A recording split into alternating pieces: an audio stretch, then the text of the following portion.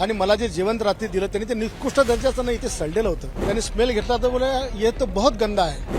मनीषा कांदे ताई आमच्या पक्षाच्या आहेत, त्या मुंबईत राहतात, त्यांना घरचं पौष्टिक जेवण मिळतं.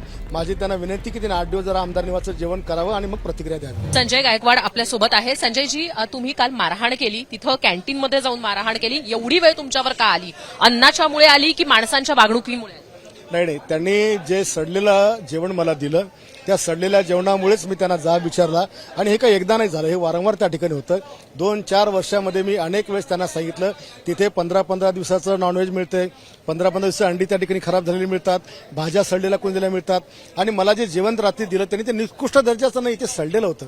मी काय एक डाळ चावल आणि 2 चपाती मागितली होती मी, आणि मी कधीच बाहेर जेवायला जात नाही, मला बाहेरचं जमतच नाही. पण त्यांनी एक घास मी खाल्ल्याबरोबर मला असं वाटलं की नक्की याच्यामध्ये काहीतरी गडबड आहे. आणि दुसऱ्या घासाला मला डायरेक्ट एका मिनिटामध्ये ओव्हरडिंग झाली.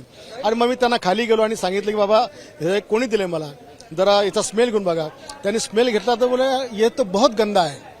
मग हे शब्द त्यांच्या मॅनेजरचे आहेत, ते जे सर्व्हिसवाले आहेत आणि जो काउंटरवरचा आहे, सगळ्यांनी हे शब्द वापरले. मग मी काय करायला पाहिजे? त्याच्या विरोधामध्ये तुम्ही तक्रार करण्याचं पाऊल का नाही उचललं? थेट तुम्ही हातापायी का केलं? 4 वर्षामध्ये 100 तक्रारी केल्या. अध्यक्षांना सांगितलं, एमडीला सांगितलं, पुढे तक्रार दिली, हात जोडले, हिंदी भाषेत सांगितलं, मराठी भाषेत सांगितलं, इंग्रजी सांगितलं. आता माझी शेवटची भाषा उरली होती. पण या सगळ्या यंत्रणा तर तुमच्याच आहेत, तुमच्या सरकारच्या आहेत, तरी सुद्धा कारवाई का करत? यंत्रणा किती गेंड्याच्या कातडीचे मला आपल्याला सांगण्याची आवश्यकता नाहीये. पण आता मी सकाळी नरहरी झिरवळ साहेबांना भेटलो, फूड अँड ड्रग्स मिनिस्टर.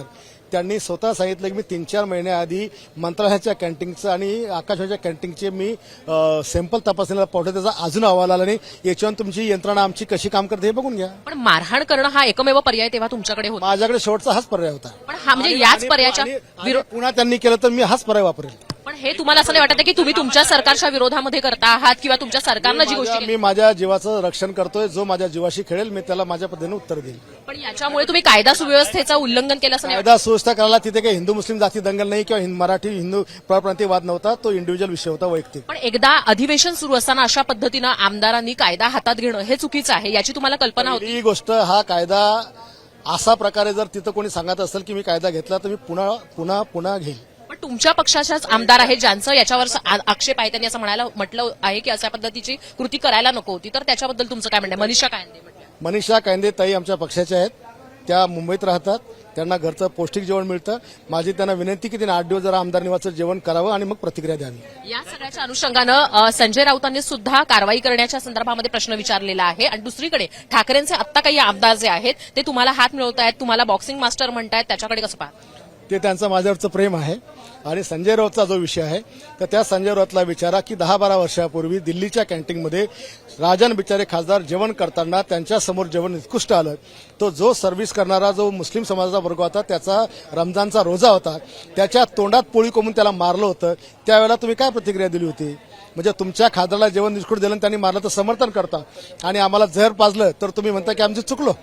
हा कोणता दुटप्पीपणा आहे? तिथल्या कॅन्टीन मधल्या काही लोकांचं असं म्हणणं आहे की साधा माणूस होता, एक साधी व्यक्ती होती म्हणून मारहाण केलेला आहे. जर कोणी मोठा व्यक्ती असते तर सवाल सुद्धा उपस्थित नसतो. मग यानंतर त्यांनी मला घाणेरडं जेवण देऊन दाखवा आणि कोणता तिस्मार्का समोर आणायचा ना, मी दाखवतो मी काय. कॉन्ट्रॅक्टर एकच आहे, याच्यावर तुम्ही आक्षेप नाही घेतला, याच्या विरोधात तक्रार नाही केली, ते का नाही केली? केली तक्रार, सारखी केली आणि आज विधानसभेत पण करणार. विधानसभेमध्ये तुम्ही हे अन्न घेऊन आलेला आहात, आता हे अन्न तुम्ही विधानसभेमध्ये नेणार आणि ते दाखवणार, त्याच्याबरोबर तुमचे काय प्रश्न असणार आहेत? सरकारला असणार आहेत की व्यवस्थेला असणार आहेत की यंत्रणेला? मी अध्यक्ष महोदयांना विनंती करणार, आमच्या हक्काचं, आमच्या जीवाचं रक्षण करण्याची जबाबदारी त्यांची आहे. आणि आमच्या जीवनाशी कोणी कशाही माध्यमातून खेळत असेल तर त्याचं रक्षण करण्याचं काम अध्यक्षांनी करावं, अशी मी त्यांना विनंती करणार आहे.